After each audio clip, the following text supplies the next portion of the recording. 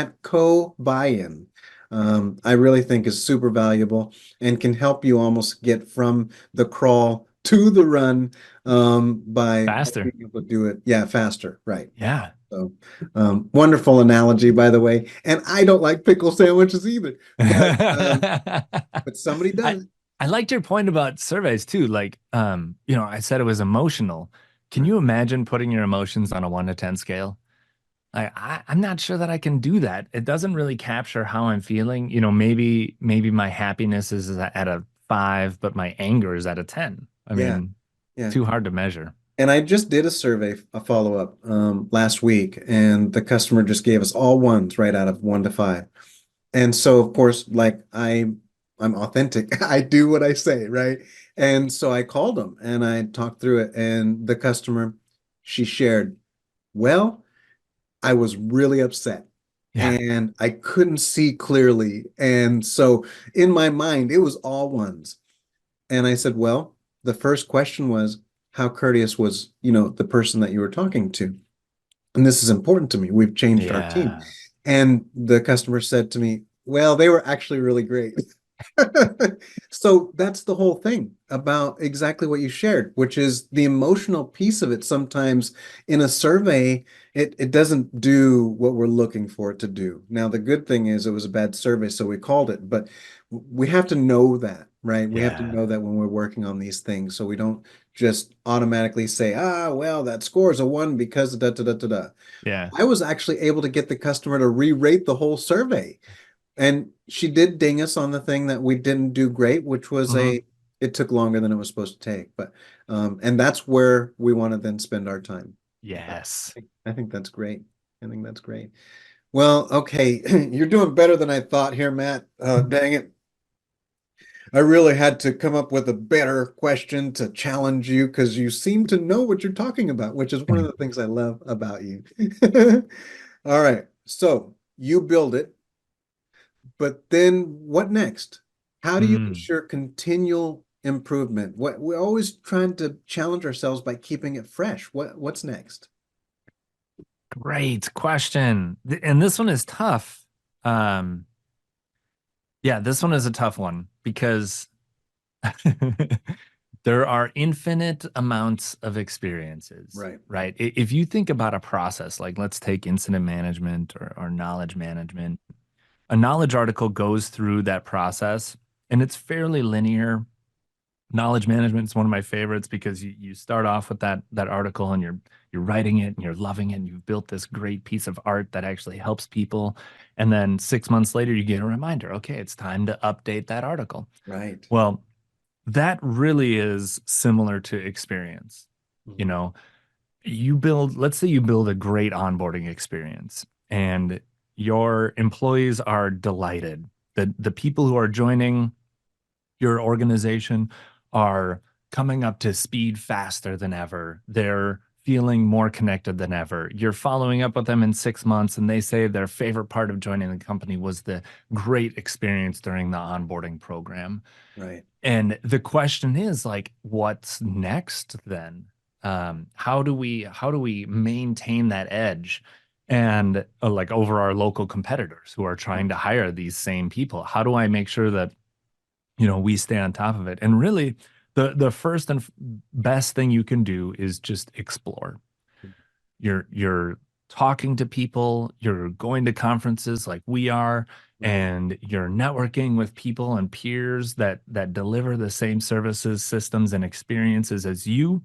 And you're brainstorming with them and you're connecting with the community and you're joining HDI so that you can talk to the other people and hear about what they're building and what their experiences are like. And that is just how you're keeping up with the the experience expectation. Because that's really like what is a good experience. A good Yeah. experience Right. is someone met your expectations. A great experience is someone blew your expectations out of the water. And I think we all know that a bad experience is just missed expectations. That's right. That's right. And so you have to stay connected with what the market expects. And onboarding is a great example because over the last 4 or 5 years, most companies have really revamped their onboarding to be impressive and to attract people and keep them on board and really keep them as fans. Right. And then beyond that, it really is keeping it's the discipline. It's the same thing that we have in all of our all of our work. It's the primary challenge.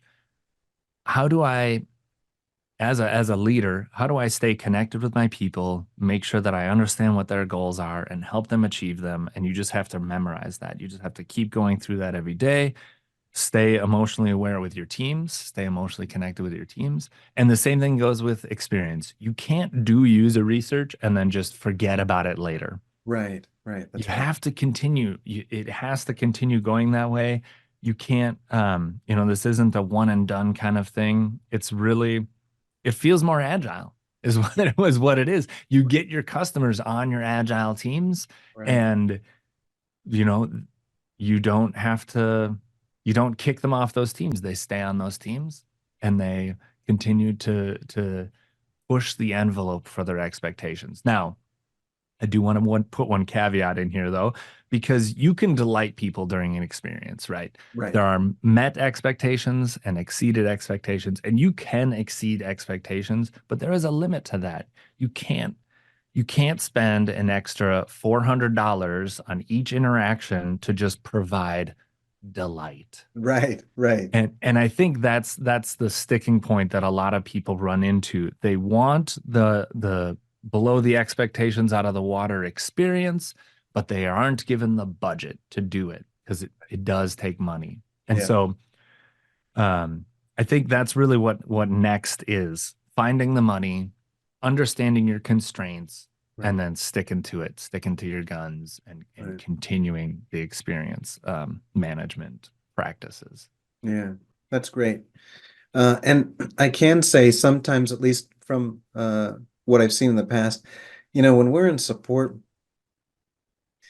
it's hard to find the money. It's Mhm. really hard to find the money.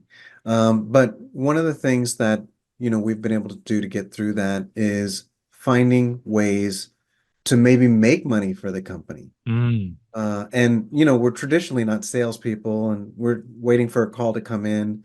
But I know in one of the jobs I work for, a company called Talist, and we provided support for about 5,000 hospitals. There's only like 6,000 in the US. We provided support for hospitals, and we're a support team. And it was during one of the dot-com crashes. There's many of them, as we've known. And we were like, okay, but we wanted money to get training, professional training. We wanted money to have programs and build a portal for our customers. And so one of the ways that we did that was a lot of our customers in the hospitals actually needed some things like gloves, face masks, and so we partnered up in my support team, we partnered up with a couple of partners who sold those type of things. And then we built a portal where they requested it through us, but it went to our partner and they fulfilled it. Mm. And we became connected to them. So we technically, I mean, listen, this is a fine line. We technically didn't sell it, Right. but we technically sold it Yeah. because here's the deal. Customer experience is about paying attention to what your customers are telling you. And when they tell you, oh my gosh, I got a vendor and they're not getting me the gloves I need, and we're just in support and we can't really do anything about it because we don't sell gloves.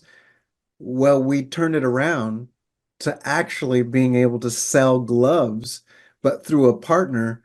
But our customers felt like we addressed their needs. Yeah. And so maybe we're not salespeople, but maybe there's a way within your company you can find something that is of need and that generates just a little bit of revenue, not to be the salespeople of the company, but here's what it will do. It'll show your customers that you understand their experience, and it will let them know that you're hitting the mark for the things that they need. And because of that, we hit our number one renewals. I think it was 96%, the highest ever I've done on renewals, 96%. And that took us 2 years to build up because we sold gloves. I mean, we sold gloves. So none of us were salespeople, but I think that's one of the things that if you want to be continual, think, hear, and know what your customers are needing. Maybe there's an opportunity in there to make some money, and then you can get the programs you need. I love this. I also love what you talked about, the HDI and the pink elephant and the support world. What you're saying, and correct me if I'm wrong here, you've got to get out. Hmm. Right. You can't just rest on your laurels. You have to get out, you have to see what other people are doing, you have to experience and talk with people. And that may help you keep it fresh. Yeah, yeah, for sure. Excellent. All right. Well, any last things you'd like to share? This is great. I mean, you killed it. I mean, I wish I could say, here's another question to fill in for that one. But no, you did awesome. Anything you'd like to share? I know we'll do more talks and stuff like that, and I really appreciate your time. And everybody, don't forget to subscribe to Tech Talk Tony there. But what do you think, Matt? Any last tips or advice you'd like to share on? Yeah, I think the because we were talking about funding, I think there's two things I want to say. First, make sure you're measuring your improvements always. I mean, if you've got experience, you already know this.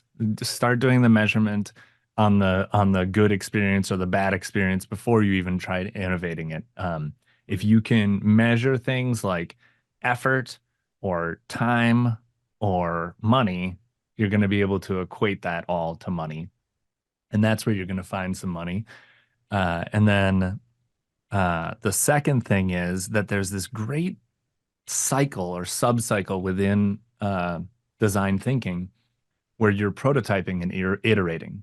And I Right, think IT or technology people uh, through A/B testing have started to learn the power of multivariate testing. Like, right, hey, we've got onboarding experiences. We have these three experiences. Let's put one person through each one and then see what they say. right. Um, and you can do that at a simulation level. And I think that's really where I want people to think about this because it's a great place to find money is to simulate your existing systems, which is very simple to do, or you can use your existing systems and actual measurements if you want. But you're trying to measure that effort.